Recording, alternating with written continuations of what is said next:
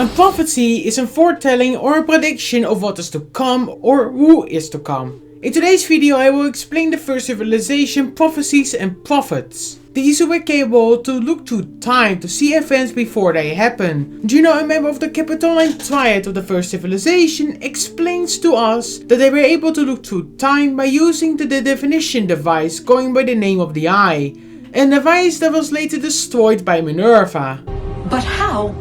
You left!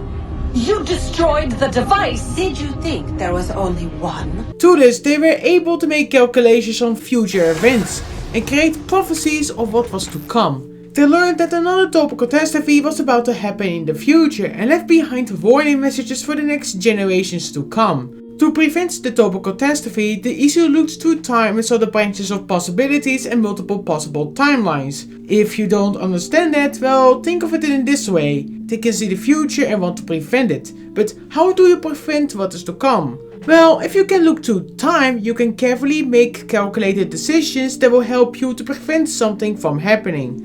If this choice leads to this and that to another, you are creating a whole new path in the future. By looking through multiple timelines, they sought out which timeline will be the best solution to their problems. The modern assassin Desmond Miles even stated that he saw the first civilization looking through time. How did he do that, you ask me? Well, that's a story all on its own, but he sort of, let's say, quote unquote, received the memories of someone else.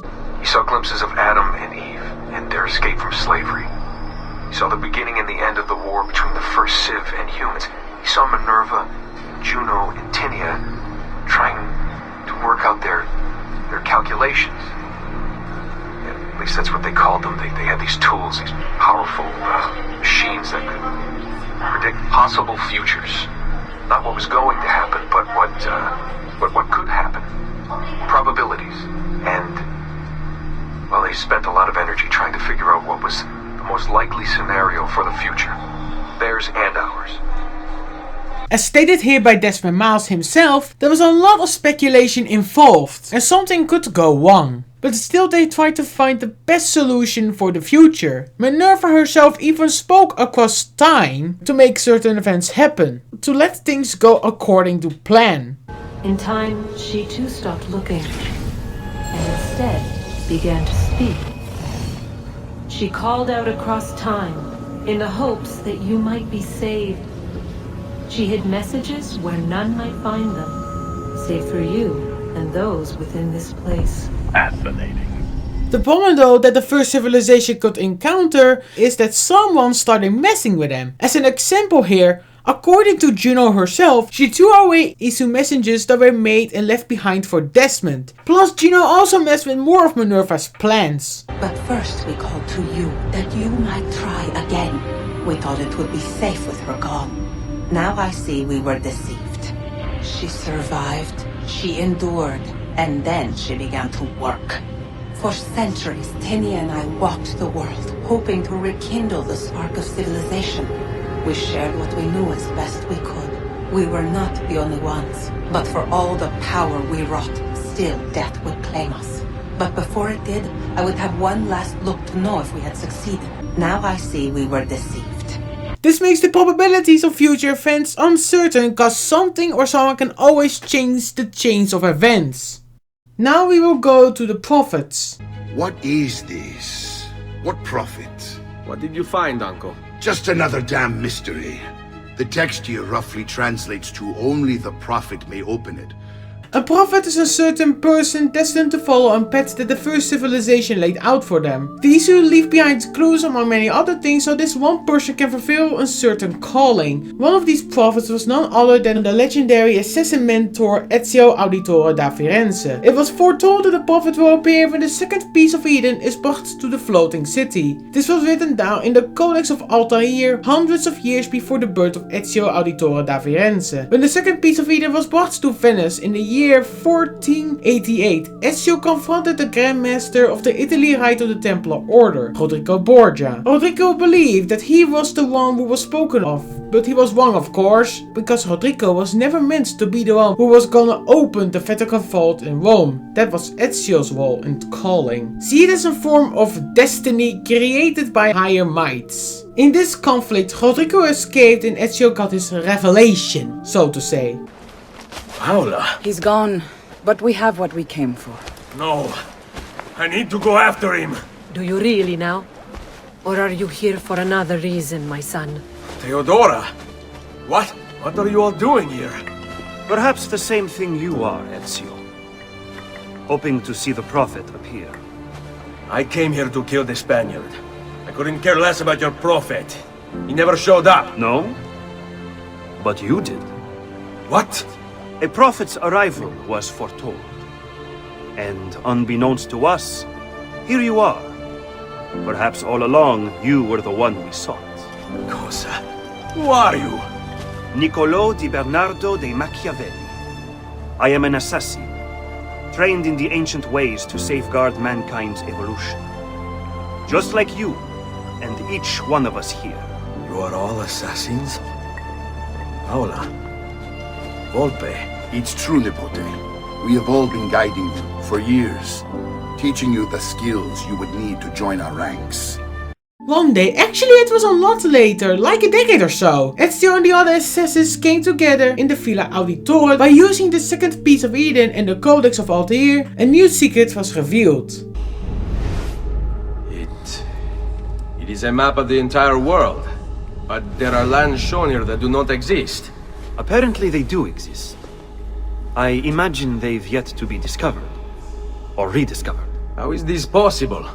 Perhaps the vault will hold the answer. Do you see where it is then? No. It can't be. The vault. It looks like the vault is in Roma, then the Spaniard. This is why he became Pope. Now I understand. It's not the vault alone he's gained access to, but the staff as well. What staff? The Codex always spoke of 2 keys. 2 pieces of Eden needed to open the vault. One is the apple. And the other is the staff. The papal staff is the second piece of Eden. For years, no, decades, we've sought these answers. And now, at last, we have them. On the 28th of December, the year 1499, Ezio confronted Rodrigo again in the Vatican and defeated him but spared his life. You can't! You can't! It's my destiny! Mine! I am the Prophet! You never were. Get it over with, then. No.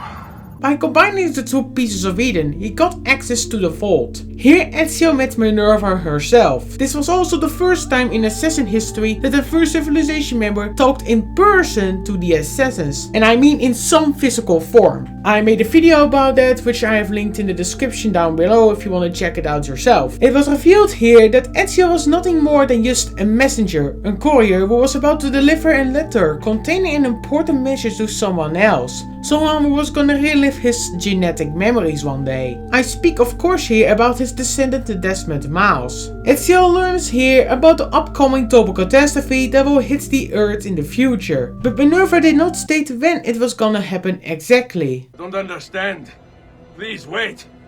Am I getting paid for this? After this, Ezio explained what happened in the vault to his fellow assassins back in the Villa Auditore. This will be the topic of the next video if you are wondering. Ezio continued his life as an assassin and did eventually retire. And got 2 children with Sofia Sator. Without him knowing, of course, that was supposed to happen so that Desmond Miles could one day be born. In the year 2018, the assassin Laila Hassan discovered through the genetic memories of the mercenary Cassandra the location of the lost first civilization city Atlantis. Yes, that's a thing, a giant first civilization city that is hidden from the vault. She traveled with her assassin self from London to the lost city. Once she arrived on the scene, she got greeted by Cassandra herself, who wielded the staff of Hermes Trismegistus.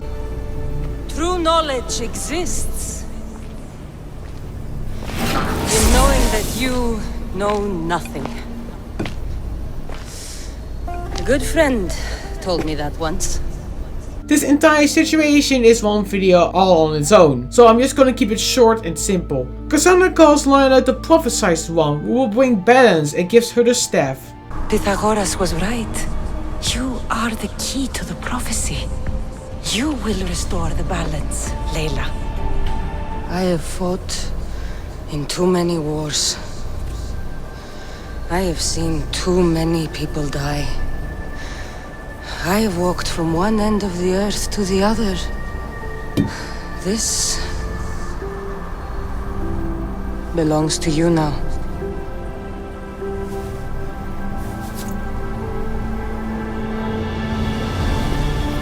Promise me one thing. Anything.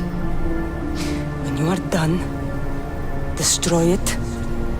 Destroy them all.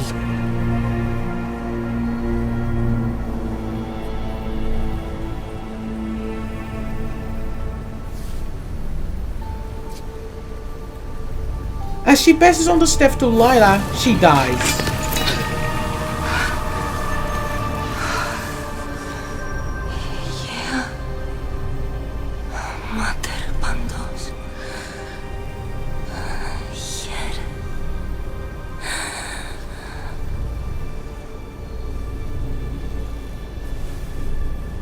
I hope you enjoyed this explanation video and get the concept and idea behind the prophecies and the prophets better. Have a fun day or night wherever you are.